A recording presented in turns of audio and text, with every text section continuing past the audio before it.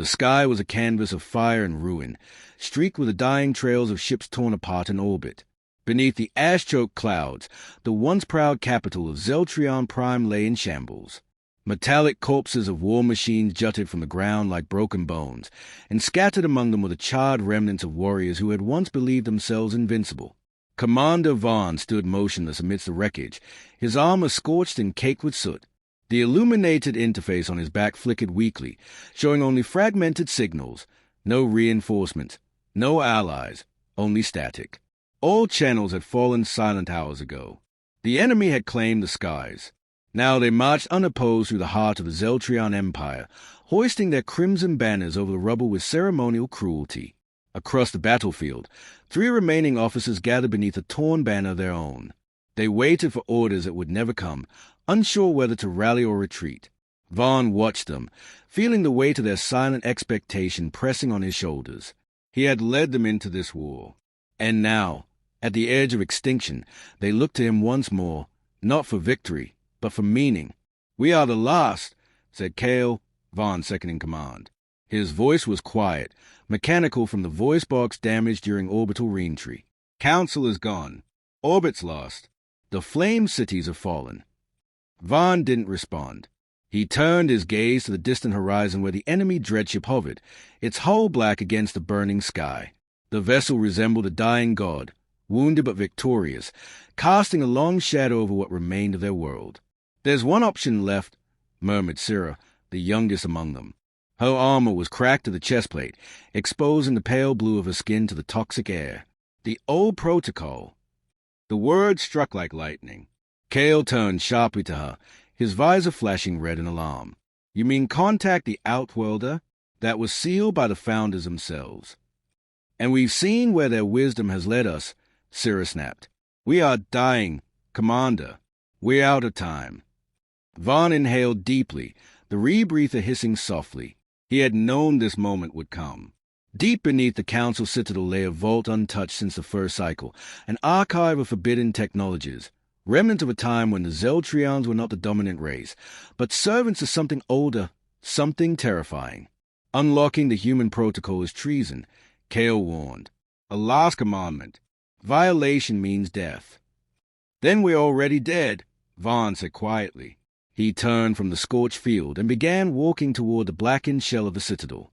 Debris shifted underfoot as he passed what remained of Zeltrion culture, mosaics depicting their rise to power, statues of their divine ancestors, now all shattered. Behind him, Cale and Syrah followed in silence. None spoke again until they reached the obsidian doors of the vault. The interface was ancient, nearly lost beneath layers of corrosion and dust. Vaughn removed his gauntlet and pressed his palm to the scanner. A low hum vibrated through the stone, and the door split open with a reluctant groan. Inside, the chamber glowed dimly with light from a single core, pulsing like a heartbeat. Rows of memory prisms lined the walls, data from a forgotten age. In the center stood a monolithic terminal, etched with an insignia that had long been purged from modern records, a circle of 13 stars encircling a human silhouette. Syrah approached reverently. "Do you think they'll answer?" she asked. Vaughn didn't reply. He activated the terminal. Lights cascaded across the chamber, and a voice, unearthly in its clarity, filled the air. "Command authentication required." Vaughn leaned forward. "Zeltrion command override. Vaughn Thal-01. Access, Project Emberfall." A pause. Then, human protocol recognized. Stand by for neural synchronization. The chamber darkened. The prisms flared. Somewhere, light years away, a signal launched into the abyss. Cale backed away. "This is madness. We don't even know if they still exist." "No," Vaughn said, staring into the core.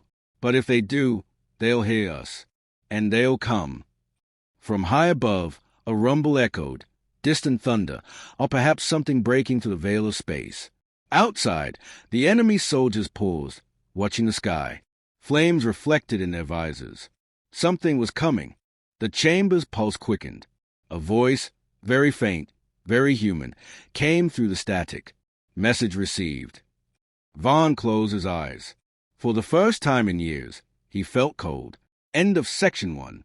The signal reached Earth in the dead of night, riding cosmic currents like a ghost ship slipping through forgotten waters. It found Alex Mercer alone in his observatory, buried in a forested stretch of northern Canada where the stars still spoke in silence. The message arrived not as sound or light, but as a pulse, something old, woven into the fabric of reality itself. His instruments registered nothing. His mind, however, ignited. He lurched forward, eyes wide, breath shallow. The world around him blurred, and for a moment, he wasn't in his cabin anymore. He stood on an obsidian plain under a red sky, distant fires smoldering in the haze. Something ancient stared back from the horizon. Then it was gone. Alex staggered, catching himself on the edge of his workstation. Static danced across the interface screen. Then, impossibly, an emblem shimmered into view, 13 stars encircling a silhouette. He didn't know what it meant, but his bones did.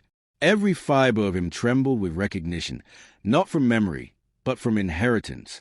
He opened the encrypted data feed, hands moving instinctively, as though his DNA carried the instructions. The message was incomplete, fragmented by war and distance. But 3 words burned through clearly, in a dialect no living Earthborn had spoken in centuries. Human protocol activated. Alex blinked. The room returned to normal.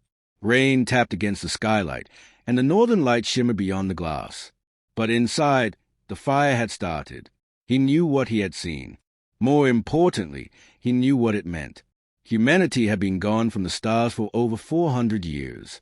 After the collapse, Earth had sealed its borders, purged its history, and silenced its skies. The Stellar Accord had forbidden contact with any surviving remnants. What remained of mankind turned inward, fearful of becoming again what they once were, conquerors, tyrants, gods among mortals. Alex had always been a curiosity, an archivist with dangerous interests. He was tolerated because he was quiet. No one had expected him to be chosen. He tried to dismiss the thought, but the pull was unbearable. It wasn't just a signal. It was a call to action, an echo of something buried deep in the human condition. Command, dominion, legacy. It clawed at the parts of him he didn't want to acknowledge. The next morning, he stood before the hidden chamber beneath his cabin. He had found it years ago, buried in the roots of an ancient tree. At the time, he thought it was a Cold War relic. Now, he wasn't so sure. The vault opened at his touch. Inside lay a core module, inert until now. As he approached, its surface lit up, scanning him, reading him. And then it spoke. Project Emberfall confirmed. Interface stable. Welcome, Sentinel Mercer. He froze. That name, Sentinel, he had never heard it used outside of speculative archives. But it resonated like a title earned lifetimes ago. A star map unfolded in front of him, and on it, a red dot pulsed far beyond Earth's reach. Zeltrion Prime. The name flooded his mind, along with fragments of a history erased, interstellar wars, engineered species, broken alliances, and at the center of it, always, the humans, architects of galactic empires, vanished without explanation. They hadn't disappeared. They had hidden, and now, something was calling them back. Alex's mind raced. This wasn't just history, it was a request for intervention, a plea, and if they had contacted him, it meant no one else was listening. He accessed the star jump schematics embedded in the core. Interstellar travel had been forbidden by global decree, yet here were the blueprints already attuned to his biometric signature. He didn't question how. The only question that remained was whether he would answer the call. He gave himself one night to decide. But sleep never came. Images haunted him. Cities burning under alien skies, voices screaming in dialects long dead, a world holding its breath for the return of its myth. By dawn, his mind was made. The launch chamber ignited with white fire. A lone vessel, grown from ancient nanotech stored in the vault, unraveled from beneath the earth and formed itself around him. It didn't need controls. It was designed for one pilot, hardwired through flesh and memory. The sky split open. The stars blinked once. And Alex Mercer was gone. The transit was not a journey but a tearing, as if time and space themselves yielded to ancestral will. The ship reappeared above Zeltrion Prime like a wound in the cosmos. Enemy ships immediately locked on, but something in the vessel's code made them hesitate. It shimmered with the unmistakable signature of its creators. On the ground, Vaughn stood beside the ruined command post, watching the breach with narrowed eyes. The sky wept flame and shadow, and from it emerged a shape unlike any ship he had seen. Smooth, monolithic, quiet as death. Kale raised his weapon, instincts flaring. "That's no ally. That's a monster." "No," Vaughn said, his voice low. "That's a human." The ship touched down in silence, crushing ash and bone beneath its landing struts. The hull hissed, parted, and from it stepped Alex, clothed in dark armor stitched from living metal, eyes reflecting something more than knowledge, authority. The battlefield fell quiet. Alex looked around, taking in the ruined planet, the flickering banners, the desperation carved into every broken structure. He stepped forward and said nothing. He didn't need to. His presence was enough. Vaughn approached, every nerve on edge. "You heard our call." Alex nodded slowly. "You asked for a human. And now?" "Now," Alex said, "we end your war." The air shifted, like the prelude to a storm. Somewhere in orbit, the enemy fleet stirred uneasily. They had won the war, but only because humanity had not yet arrived. End of Section 2. The silence between them was thicker than the smoke that curled above the ruined citadel. Vaughn stood only meters from the human, yet he felt as if they were separated by centuries. The presence of Alex Mercer defied understanding. He wasn't just a man, but a living artifact, an echo of an age that had scorched the stars. And now, somehow, that age had returned. Alex surveyed the devastation with cool detachment. His gaze lingered on the broken towers and cratered trenches, on the corpses still smoking in the armor. "You fought well," he said at last, voice low and metallic, shaped by a translation field more advanced than anything the Zeltrians had ever seen. "But you fought like prey." Vaughn stiffened, but he held back his anger. "We held the line until the last. Our people sacrificed everything." "And it meant nothing," Alex replied. He turned away and began walking, the ground beneath his boots reacting with every step, readjusting, reconfiguring, as if remembering what it was to be solid under human command. "You called for help because you knew this war was already lost. You didn't summon a soldier. You summoned a solution." Kale stepped forward, hands on his rifle. "And what exactly are you?" Alex paused. "The final iteration," he said. "What your creators never told you is that you were never meant to win alone. You were meant to delay, to endure, until we returned." Behind him, Sarah stared with wide eyes. "We were designed for this." Alex didn't answer. Instead, he extended a hand toward the ruins of a nearby outpost. The shattered tower trembled, then reconstructed itself in moments, reassembling into its original state through nanoreactive memory metal. Light flickered inside. Consoles activated. Data flowed like blood returning to a dead heart. "This is the Ember Core," Alex said. "A dormant system left behind after the withdrawal. There are more across this world. They were never yours to control until now." A wave of energy surged through the ground.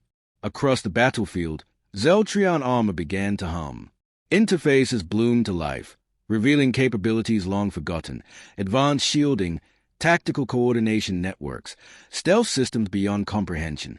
Soldiers gasped as their gear realigned itself, warframes sharpening into sleek avatars of lethal precision. Vaughn watched in awe. "You reactivated our blood." "No," Alex corrected. "I reminded it of its purpose." Above them, enemy drones darted across the sky, scanning the field, preparing for another strike. One spotted Alex and descended. Its weapons primed instantly, locking on. It fired. Alex didn't flinch. The blast halted mid-air, frozen in a translucent prism of light. With a flick of his fingers, the energy dissipated, harmless. He glanced up at the drone, and without another movement, it folded in on itself and crashed to the earth in a crumpled heap. Kale lowered his rifle, or cutting through suspicion. "What kind of power is that?" Alex turned to him. "The kind your enemies hoped was extinct." A murmur spread through the surviving troops. The name had not yet been spoken aloud, but they all knew it now. The humans, builders of fleets that once blackened stars, engineers of species, sculptors of time. The legends hadn't exaggerated. If anything, they had underestimated. Word of Alex's arrival reached the enemy command before nightfall. In the forward base of the Synthari Dominion, Admiral Dress stared at a feed from a battlefield with visible alarm. The transmission from the downed drone was brief, but enough. He saw the figure, the technology, the impossible energy manipulation. He knew the stories. "They've returned," he muttered. "The exiled ones." His officers looked to him for guidance, but he only raised a shaking hand. "Begin withdrawal protocols. Prepare for planetary siege containment. We are not equipped for this kind of war." "But the planet is nearly ours." It was, Dresk said, until a human stepped onto the field. Back on the ground, the Zeltrions began their first coordinated counteroffensive in weeks. With Alex embedded in the command nexus, strategy unfolded like music. He moved data across fronts with surgical precision, guiding strikes before the enemy could detect motion. Every squad operated like a limb of the same machine. No more chaos. No more desperation. Only execution. The first major strike reclaimed the northern ridge, lost weeks ago in a brutal skirmish. This time, the Synthari never saw it coming. Stealth-augmented units bypassed radar, moved through the dark like shadows of vengeance, and dismantled every outpost within an hour. Not one casualty. Vaughn watched it unfold from the command post. He felt it, not just victory, but momentum, something bigger than any battle.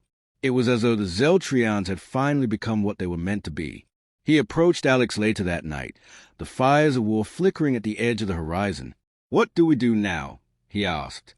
Alex turned slowly, the starlight catching in his eyes.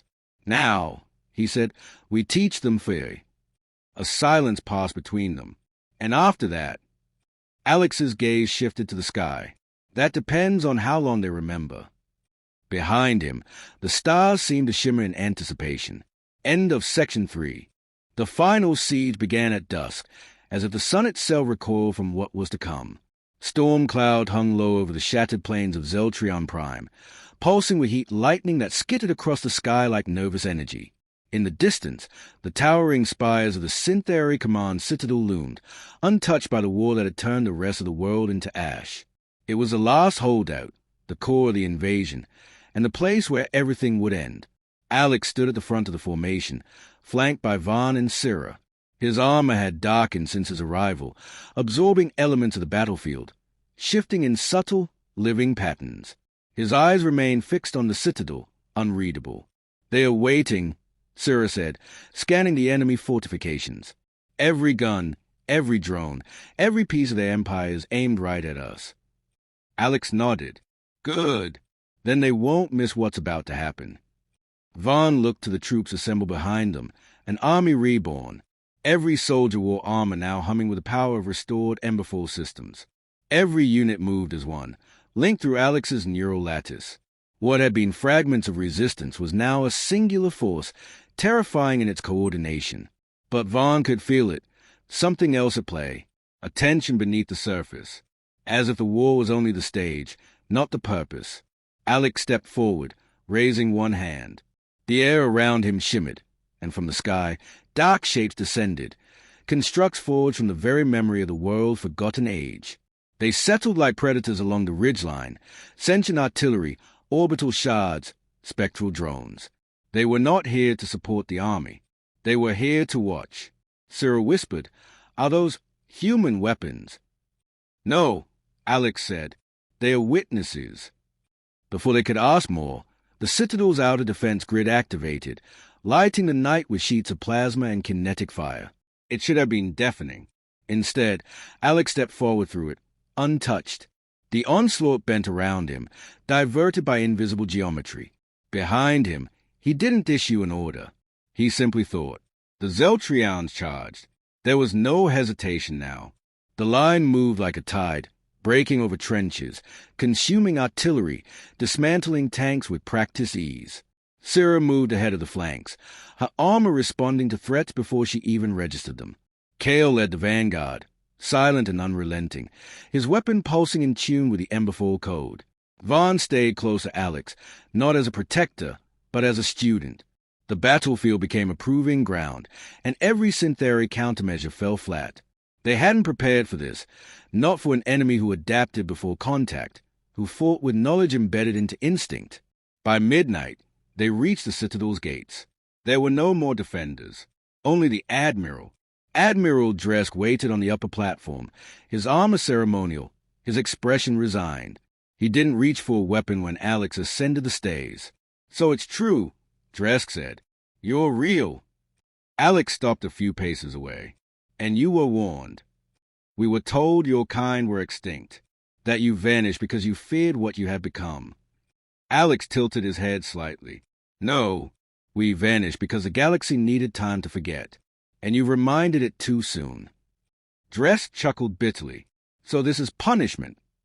Alex's gaze darkened. "This is memory." Without another word, the Admiral stepped down from the platform and surrendered.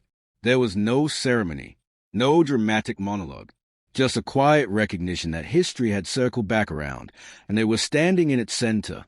Afterward, the Citadel was dismantled not with violence, but with precision. Data cores were retrieved, war machines disassembled.